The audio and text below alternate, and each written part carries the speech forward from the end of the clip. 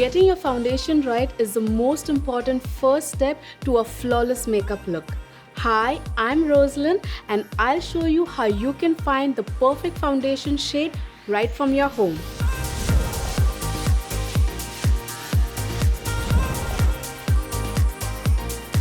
People sometimes pick foundations that are a couple of shades lighter than their skin tone.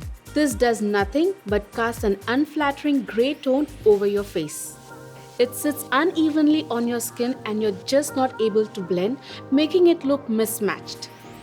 The right thing to do is stick to your beautiful natural skin tone, whatever it may be, and run with it. You're gorgeous at any color. Even though the shade may look right, you may sometimes end up looking yellow or grey.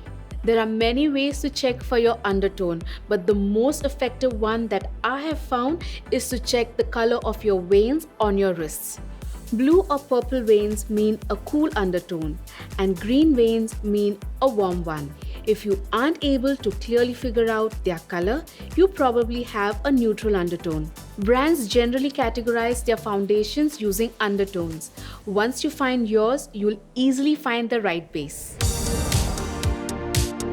Finding your shade online is the new struggle many of us have come across now. The shades you see on shopping platforms may look quite different from the actual shades. Your best bet is to check swatches online, whether they come from bloggers or from the brand itself. If you're unable to figure out by simply looking at those, there are some great tools like foundation.com or matchmymakeup.com that you could use. Feed in your existing foundation or concealer shades and it will give you the right products in other brands based on your skin tone.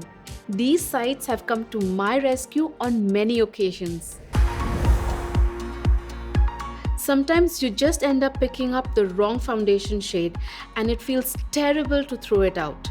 There's no need to buy another. You can simply fix the one you already own.